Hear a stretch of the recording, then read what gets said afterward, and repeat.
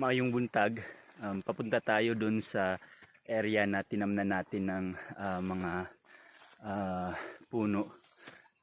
Chinek natin kasi kahapon napakakapal na ng mga damo.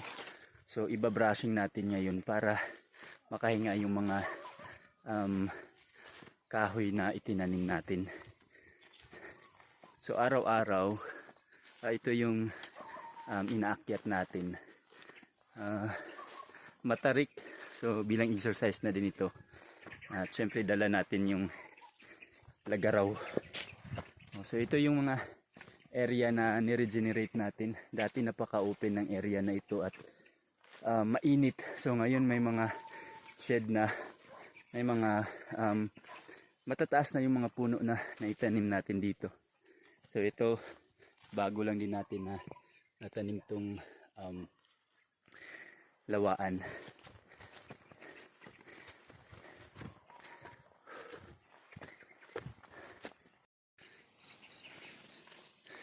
So ang nursery nandyan sa baba. Mamaya na tayo dadaan dyan. So balak din natin na i-open yung area na ito. May mga nakatanim na mga root crops, wild raspberry. So makapal yung damo sa area na ito.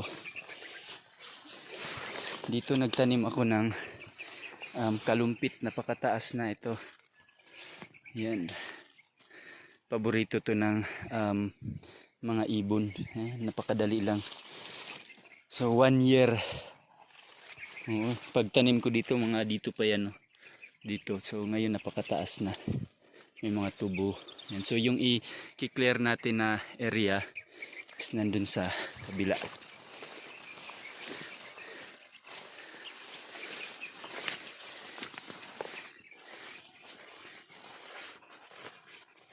Dito.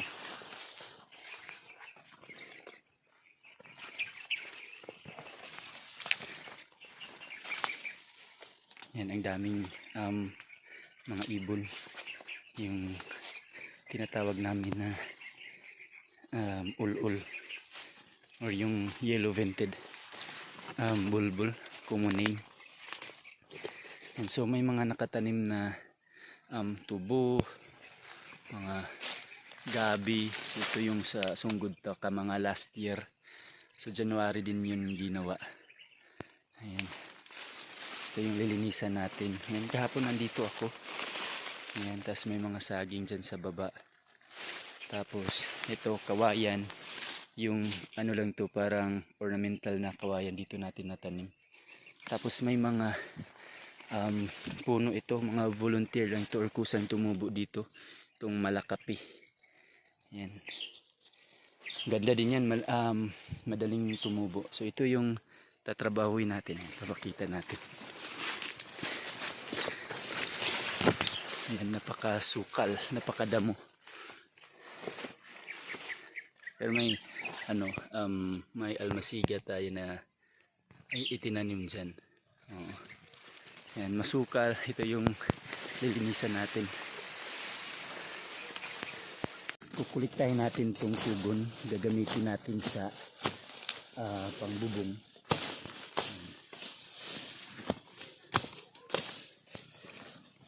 Ayan, sayang din kapag tinatabas lang natin na may mapagamitan pa.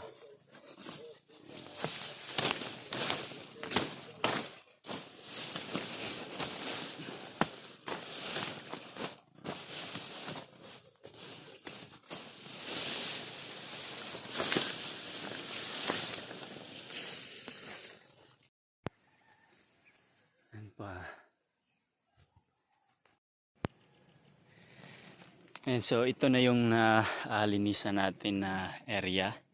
May mga malakapi, alupag, tapos ito yung palakim na puno.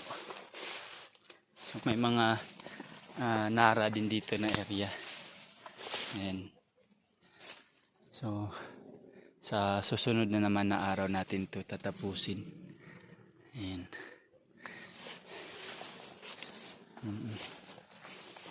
So, marami tayong na kolekta ng mga pugon.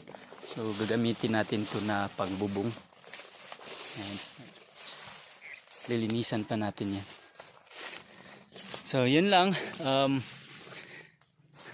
Daghang salamat ug maayong adlaw.